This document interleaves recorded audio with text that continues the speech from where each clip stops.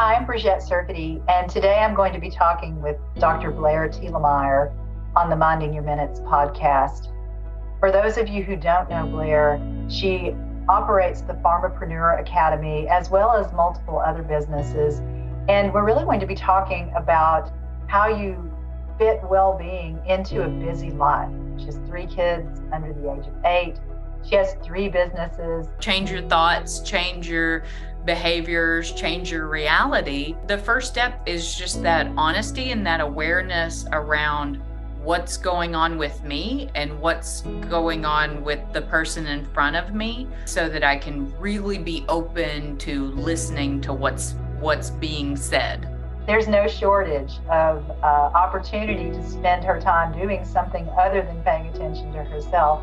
And yet she still manages to really take care of herself in a most beautiful way. And I think you'll enjoy the conversation that we'll have today about her strategies that not only allow her to be present for her children, but also present for her clients and for building these pretty spectacular businesses outside of the pharmacy space and really in the healing space. The systems that have helped me the most have been systems around what I eat, my business, communication with my clients, what days I'm taking calls, what days I'm not taking calls, what days I'm writing, what days I'm doing the laundry. So Blair, I'm so excited to have you here today. And I wondered if we could have just some conversation about how we met, and then specifically about how you take care of yourself in the midst of a busy life. Are you game? Absolutely. I'm excited. Yeah, me too. And so I wanted just to kick it off by just reminding you this journey that we've been on together. And so a couple of years ago, I, on LinkedIn, discovered this kind of fascinating practitioner from Pocahontas, Arkansas, where I'm from. And I thought, who is this woman from Pocahontas? I know where she comes from. And I think I stalked you originally just on a cold outreach on LinkedIn and said, hey, I'm really interested in what you're doing. Can we have a conversation? And you graciously said yes. And since then, you've coached me in a wonderful inner circle mastermind that really kind of catapulted my business. And then I've coached for you and with you in your mastermind groups, and you've become a dear friend. And I'm still fascinated by you as a practitioner. And so now I want to dig into the secrets of Blair's well-being. How does that sound? I love it. So as you know, because we work together with our mutual clients, well-being is really a struggle for these driven pharmacy entrepreneurs. They talk a lot about it. They talk to their patients about how to take care of themselves. And yet they struggle to make time for themselves in the middle of the day. I know you and I do too. But what I'm really interested in is kind of pulling back that curtain and looking behind it to say, what do busy, driven entrepreneurs really do to take care of themselves? And so I'm just going to start with you. Let's just riff, starting with, what does well-being even mean to you? Oh, I love that question. And thank you for asking. I think to me, well-being involves several different things. So I think I shared with you, one of my goals for 2022 was to be as physically healthy on the outside as I felt on the inside. And so I think to me, the core of well-being is feeling aligned mentally, emotionally, physically, spiritually, and not feeling that there's any one thing that takes precedence, that it's all equal and important. I love that you said that. And you know how much I love the word aligned, since that's my word. But so it's really one person, same on the inside and the outside. And I love that you brought in that spiritual component too, because I feel in Western medicine world that often we forget that. I We think don't in integrative health world, but we do in Western medicine world. So when you say that on all of those pieces of well-being for you, how do you pay attention to all of them? I think just to kind of echo the idea that in Western medicine, we don't really have a good way to discuss spirituality, discuss emotional health. We're like, oh, spirituality, that's for the religious faith container. That doesn't mean that to me. Mm-hmm. Emotional and mental health, that's the therapy world, that's the psychology world. That's not something we deal with in healthcare. But yet when we look at something like low adherence rates, for example, there could be some underlying issues. There may not be easy to identify, in a quick 7-minute primary care visit, the underlying things that are affecting the behaviors of our patients. So I think in order to come from a place of self-awareness around these things, it's helpful to look inwards, to say, where is our values system not aligned with the way that we're practicing. So for me, for example, when it comes to emotional health and mental health, I think the systems around that have been most impactful for me is, one, having a coach or having a mentor, someone to kind of bounce these ideas off of, because so many times we feel like we're probably the only one that's like not really getting it. We're everyone else is doing so great and everything's so perfect, and we're the only ones that's struggling. And I think just being able to identify for ourselves when something has gotten off track with our own well-being, not only will help increase that self-awareness around where we may need to say, hey, I really need to take some time off, or I'm coming up with limiting beliefs about what I really want to do in my career or in my life, or maybe there's a relationship that I need to create some boundaries around. Those experiences of diving deeper into understanding truly what our needs are, what our values are, how we show up for ourselves, I think will also help us as healthcare professionals, as healers, to approach our clients in a way that's not do as I say, not as I do. It's really leading from a place of, I've been through this.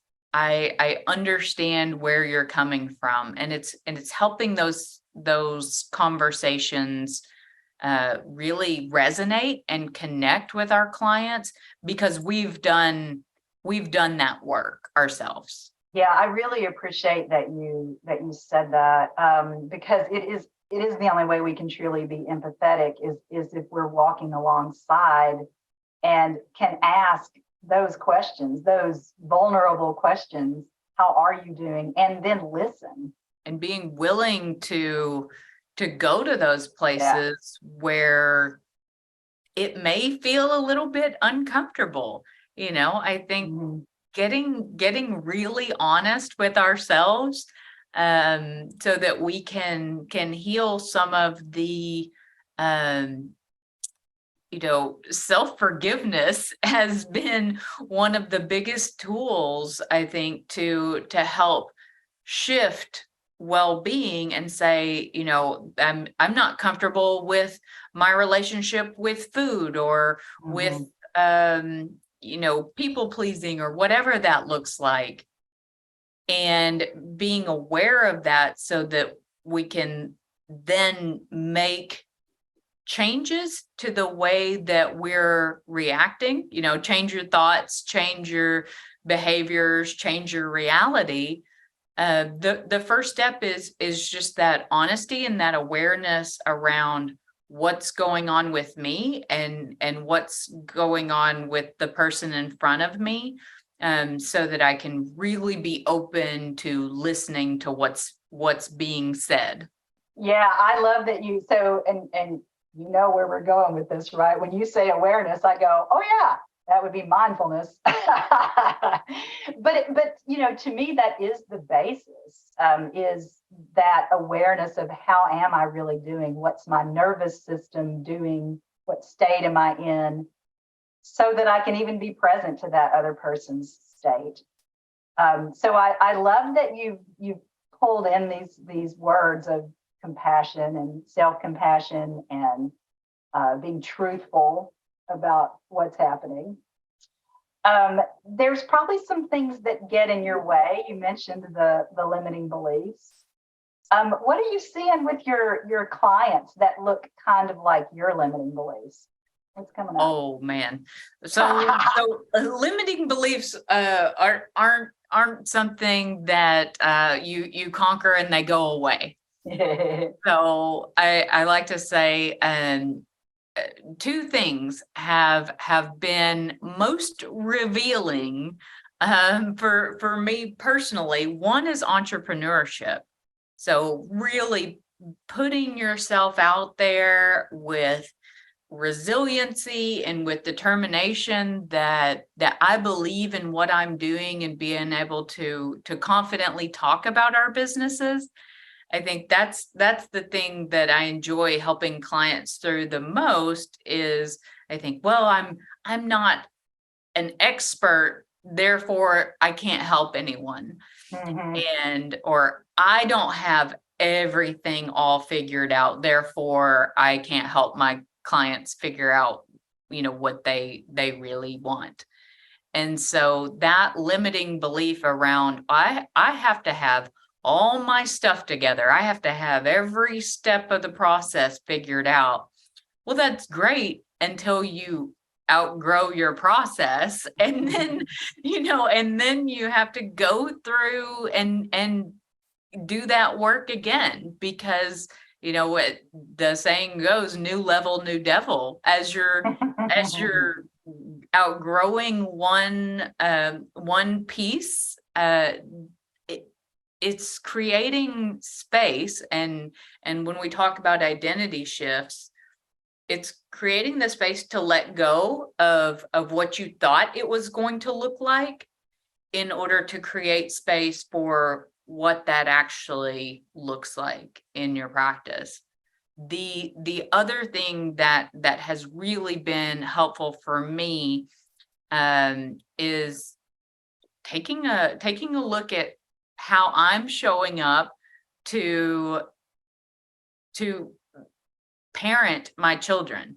And so that's been a huge driver of my personal development. I feel like entrepreneurship has helped a lot with professional development, but personally, becoming a parent and learning how to communicate and I thought I was emotionally intelligent until I had three little kids that don't listen to anything I say, and that, I think that piece of it has helped me grow so much in my ability to communicate my thoughts and ideas, but also to overcome some of the limiting beliefs that I had placed on myself around time and what a good mom looked like, and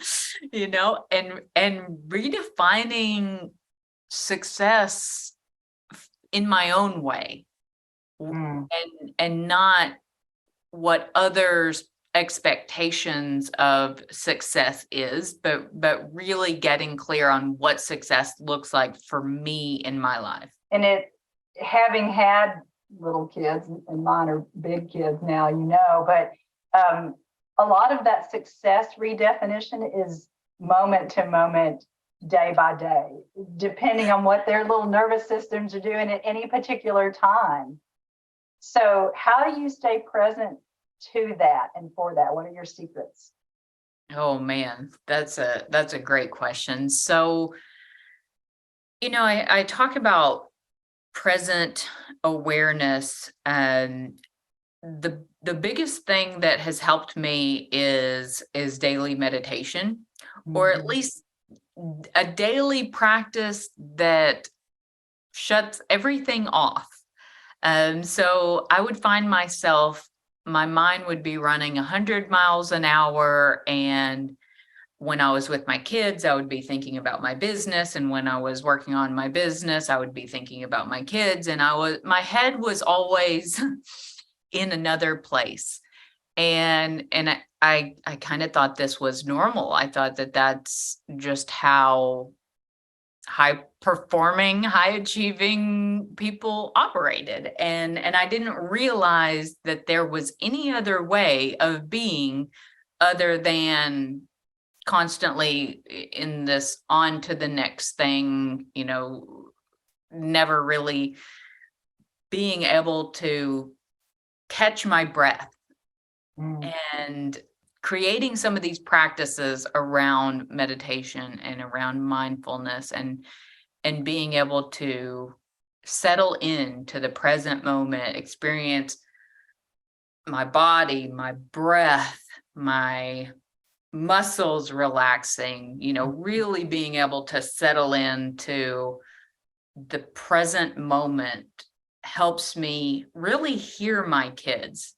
And not just what I think that they're upset about, or how I'm reacting to their energy. We had a full conversation last night about, well, I don't like to take showers because of whatever reason, and I don't like to take baths because of whatever reason, and there was just we were having trouble finding some common ground around basic hygiene practices.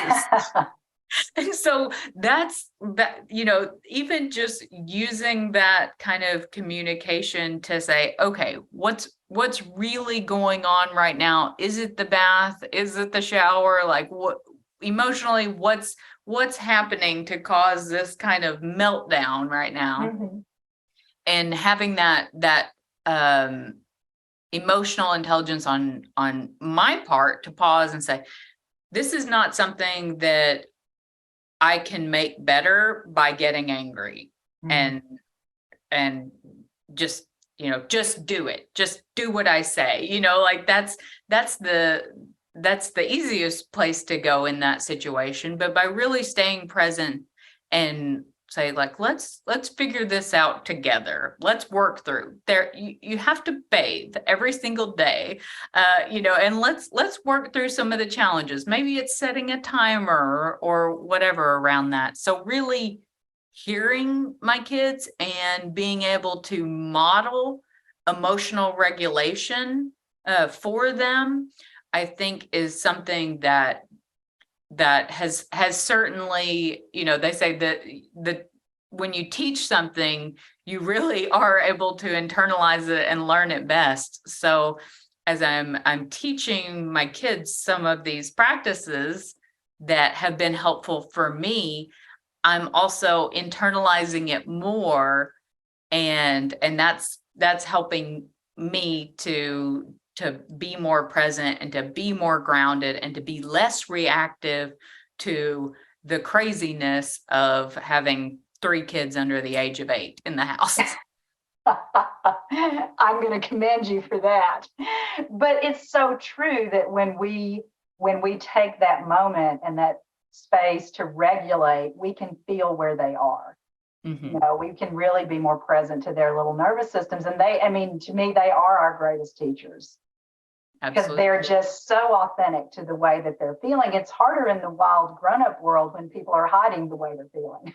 Yes, Like absolutely. we may not have that same feedback, but it's not dissimilar to working with our clients and our patients to really take that same space and time to, like, where are they and how do we need to co-regulate together so we can have a deeper, more honest conversation. I mean, it's just basic mindful communication, but you've got to have that space to do it. So Absolutely. I love that you're applying it in your own house. Yeah. So I know you have these practices. So you've got meditation, you've got movement, and I happen to know that you're careful with your food. Tell me a little bit more about what well-being looks like in practice in your life right now. Yeah. So I'm a busy professional, 3 kids, 3 businesses. People, how do you do it? And for me, it's systems. If there's no healthy food in the fridge, I'm not going to eat healthy. If I didn't have a system for having meals, healthy meals, I actually have them delivered to the house. So I've signed up, I think probably for the past 6 or 7 years, I've been doing the meal delivery subscriptions. I live, as you mentioned, in rural Arkansas, and it's hard for me to get to the grocery store, without a couple of kids in tow, and I don't enjoy putting healthy recipes together and thinking through all of the logistics of planning. I do enjoy cooking though, so I set up my delivery meal schedule about a month in advance or 6 weeks, however long it will let me go out. And I'll choose the meals that I would like delivered. And I only do that once a month. And then they get delivered every Wednesday. I know exactly when those foods are going to be delivered. And it helps me stay on a plant-based, mostly plant-based diet. I do eat some meats as well, but the systems that have helped me the most have been systems around what I eat, systems around my business, communication with my clients, what days I'm taking calls, what days I'm not taking calls, what days I'm writing, what days I'm doing the laundry. So we do laundry on Sundays and Wednesdays. There's 5 people that live in this house.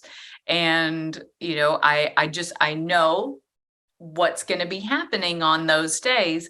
It's really helped me to be able to take some of the mental load that I think, many women have, out of my head and just say, let's automate this, let's systematize and delegate a lot of the decision-making process so that when I do have decisions to be made, I can more easily regulate my nervous system because there's not the constant, remember to do this, remember to do that. It's in my calendar, or it's already been decided.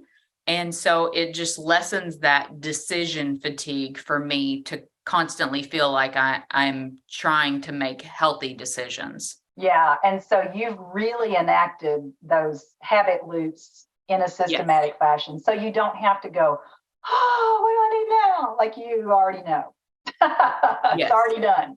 Absolutely. I'm not running to the grocery store so that I can have a healthy meal on the table. If it's in the fridge, I'll cook it.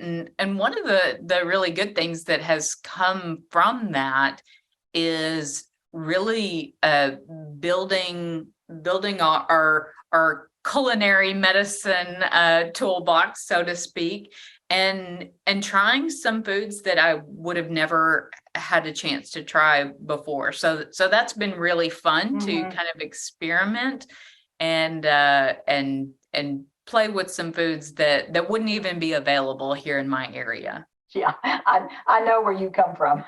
So you're right. It's not Yeah, at the it's IGA. it's an agricultural community and a food desert. I'm not sure how that works, but Right. And so you've got these systems that are working, and you have 3 businesses and 3 children. I'm sure some things go off the rails for you too, oh, even you. absolutely. And so what do you do when they go off the rails? How do you know, and what do you do? Yeah, I think, having some of these checkpoints to say, okay, that, that experience wasn't the intention I had behind it. So we talk a lot about the power of intention. I hosted this networking mixer on Sunday, and we talked about the power of intention. So before a call, before I write an email, before an event, I think about what is the real intention of this program? What is the intention behind this connection that I'm making, or this conversation I'm about to have? And when I set those intentions, things tend to not go off the rails as much. They still can, but it also helps me to realize in the moment when something is maybe going off the rails a little bit, to be able to catch that quicker and say, what's going on here? Is this a miscommunication? Is this just busyness? Is this overwhelm? Have I got too much stuff going on that isn't aligning with my goals? And giving me kind of that instant feedback of, is this going as expected or not? I also have a wonderful team that keeps me on track as well. And so really being able to set intentions around what I'm doing and why helps to prevent that kind of going off the rails, over committing, over scheduling type mentality of, I think busyness kind of is a badge of honor that we wear, and allowing myself to move through that a little bit and say, really, I want to create boundaries around what are the things that are really important, and then also measure those things so that I can make better decisions in my life or in my business without having to, burn everything down and start all over. Yeah, you and I both have clients who burn everything down and start over. Yes. Because you get so desperate sometimes that seems to be the only solution, is just to shut it all down. And I love the fact that you have these checkpoints to say, something's off here. So you've taken the moment to say, what is my intention for this conversation? What is my intention for this meeting? And probably understanding what the person's intention is too. So there's curiosity always, because I've been with you in a million different conversations. And leading with that curiosity and care, they feel heard, they can calm down, and then you can have a meaningful exchange. So I agree with you that just that moment when you think you don't have time for it, that's when you need to have it. Yes, absolutely. To be really intentional about it. Yeah. And so this idea about well-being in healthcare and protecting the well-being of healers, I know your business is oriented around that. I'd love to know a little bit more, and I'm sure that anybody listening to this would too, about what are you envisioning for your business and those healers that are coming into it for their own well-being? What's next? Yeah, so great question, and thank you for asking that. So, the past few years with the Pharmapreneur Academy, I've really focused on helping pharmacists to see their potential in new ways through non-traditional consulting paths. Recently, I had the opportunity to to join another group of entrepreneurs to invest in a retreat center in beautiful Costa Rica. And one of the reasons that I was really interested in doing that is because retreats have had such a profound impact on my life to give me that time away from the day to day, the space really to sit with myself and say, what has gone off the rails, this year, or, this month, and what is it that I really want to do to be able to refocus my energy and my efforts so that when I'm reimagining what my career looks like, it can be more in alignment, it can be filled with more purpose and meaning than, oh, well, I went to pharmacy school, so now I'm stuck within this box of pharmacy. Many healthcare providers that I see, of course, we're all dealing with burnout and lack of autonomy and kind of feeling stretched thin by the current system. So one of the things I'm going to be doing is hosting some health and wellness retreats for healthcare professionals to be able to come to Costa Rica and to give them that space to build a community of like-minded entrepreneurs around this shared goal of reinventing healthcare and bringing the healing aspect back into healthcare. I believe that healing and seeing ourselves as healers, there's a science to health and healing that we understand very, very well as pharmacists and physicians and nurses and physical therapists.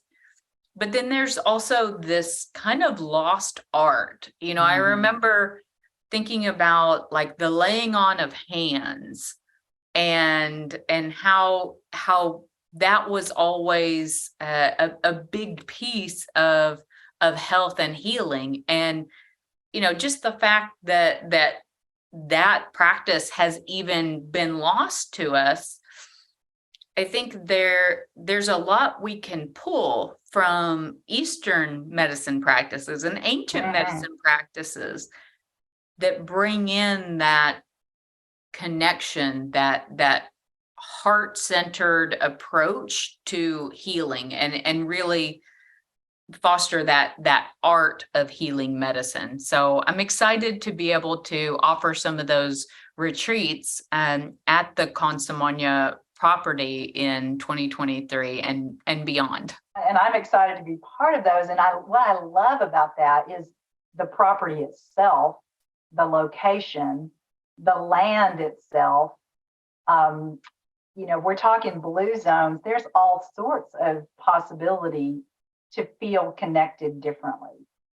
Absolutely. The food is different.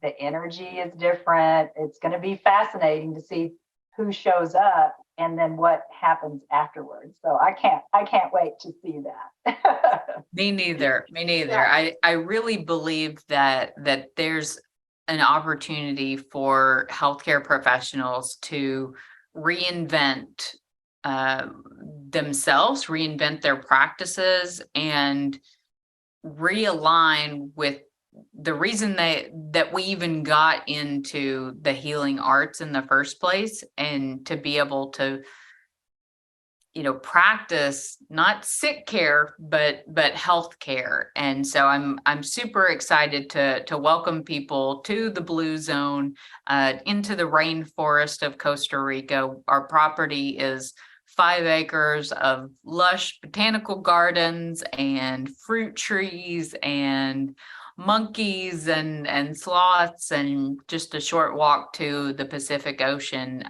So I'm excited to be back on the property. It's a place that I I have always felt called to, and I'm so grateful and blessed to be able to be part of this opportunity that I can now bring others, to this area and help them to experience what it is we're talking about, and for people that haven't experienced this slow down, this connectedness, this alignment with our purpose and our passions, to really give them that space to do it is super exciting and incredibly transformative. Yeah, agreed. And we could talk about retreats for another hour, and perhaps one day we should.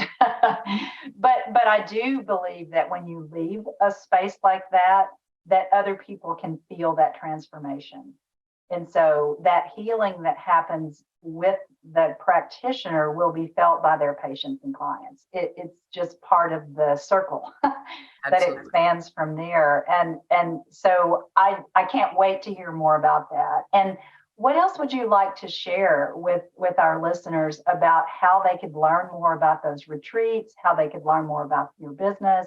Probably the best place to connect with me is through LinkedIn. That's where I'm most active. I also, if you're interested in the dates and the times of upcoming events and retreats and things, pharmapreneuracademy.com/newsletter is the best place to go to receive communications for any upcoming save the dates and things that we have planned.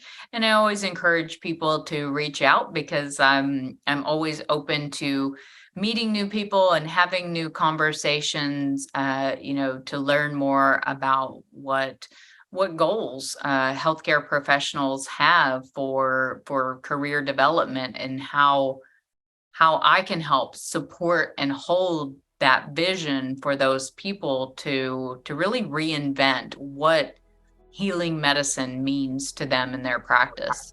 Yeah, I really appreciate that vision. And it certainly has helped me to figure out what was next for me from a big vision perspective, because you're masterful. So I would encourage anyone who's listening that wants to know more about Blair and her programs to reach out. And so we'll co-create, and I can't wait to see what you do next. So Well, thanks for your time. thank you so much for having me. I really appreciate being here, and I'm happy to speak to anyone who's interested and listening on this podcast. Awesome. Thank you so much, Blair. I'll talk to you soon.